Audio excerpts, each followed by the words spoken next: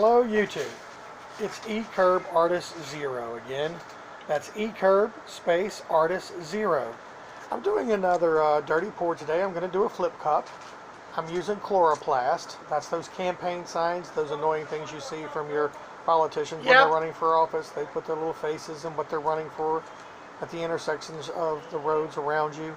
When the election's over, feel free to go pick up all that you want. They're a nuisance and they're just going to the landfill anyway. I cut them up to size. This one's a 6x6.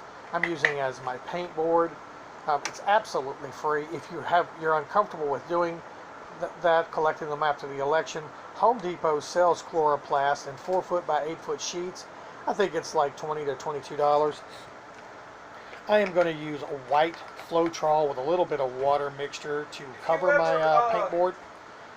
As you can see, I'm going to pour it over it. It's going to be a little bit thick, a little bit thin. It's going to be like a wash over it. And then I'm just going to tilt it radically left and right, up and down to make sure I've covered the entire board. It gives it a nice negative white space. I don't let it dry. I'm going to use it completely wet, and I'm going to do my flip cup right on top of it. Forgive me, you're going to hear me sniffle. I think I might be coming down with a cold. Occasionally you might hear my dogs bark or my partner yelling or talking to me in the background. I don't know. I never hear it when I'm doing these videos, but when I upload them, I always hear them on YouTube. I hear him talking or I hear my dogs barking. So forgive me if that happens. Here I am. I'm just tilting the paint board. I'm covering it with the white paint and Floetrol mixture. And once I get it completely covered, there's usually some lumps and bumps in there. I just either wipe them out with my finger or I just let them pour off when I'm tilting them. After I've got it completely covered, I'm going to put it back down. Prepare my flip cup.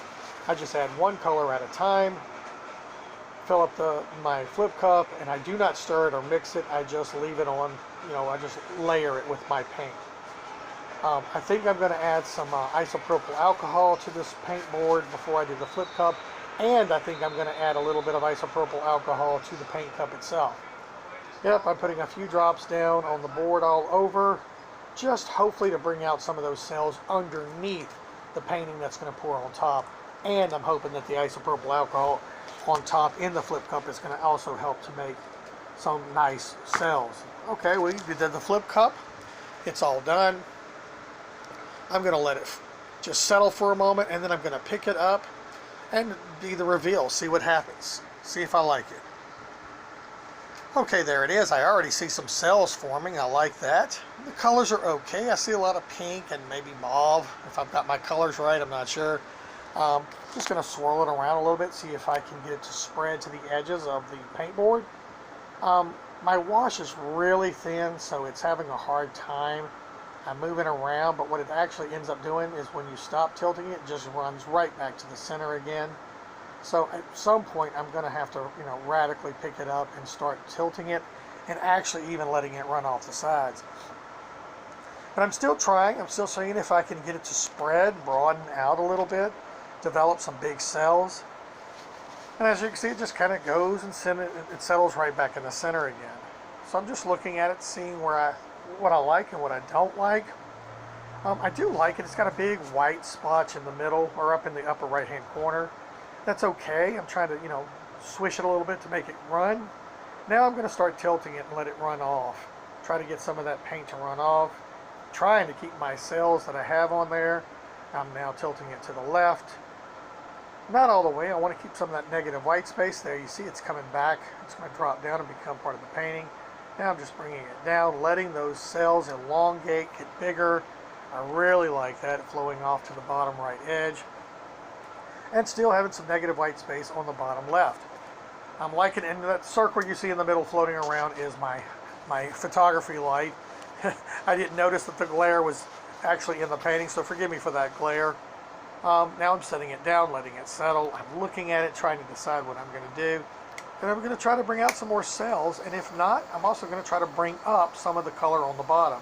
And you'll see I'm going to kind of get that aqua teal color to come up. It's going to rise up through the painting, and it's going to push the other ones aside and bring that aqua teal up. And I really like it. The end result I really like.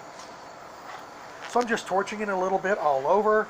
Being careful because this is chloroplast, it is plastic, so you really have to keep your torch moving so that you don't burn your painting or burn right through the chloroplast. Okay, I see what I've done. I like it, but it's just not quite there for me. So I'm trying to decide now what I'm going to do. Do I add a little bit more color? Yeah, I think I do. I think I'm going to add a little black to the white and see if I can do some black and white negative space and make this painting pop.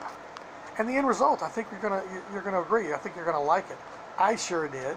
I just keep working until I get what I like, my end result. And I'm gonna put a few dollops here and there along the edges. And at some point, I'm gonna try to drag it along, try to make some elongated black lines. And they will flow. They will flow into the white, and they will make a white and black webbing and a kind of a gray scale. I really enjoy and like that. Just adding some more around the edges. Some dollops. You see the dollops? They're not really spreading, so I'm going to have to help those out. And you'll see how I do that in just a second. I'm going to help that black paint just blend in with the white. And there's one easy way. It's my favorite way. And I like the results. Okay, I'm capping my black paint, and here we go. It's a straw. I'm just going to blow the black into the white a little bit. It gives it some depth, some dimension, makes it more natural. It's not just a blob or a dollop. It actually looks natural and flowing. I'm going to go all over the black and the white. Here you see I'm bringing out a little bit of that teal. I really like that black and teal color. It comes together well. And I'm just going to continue to blow along until I get the result I like. I want it a little bit more at the bottom. Yes, I'm enjoying this. It's coming together. It's just the right color that I wanted. There we go. All right, everybody at YouTube, if you enjoyed this video, please like and subscribe. Give me a thumbs up and add some comments. You know, I enjoy your feedback. I'm very new to YouTube. So thanks again for watching, and I'm about to show you a close-up of the painting. Thank you very much. Enjoy.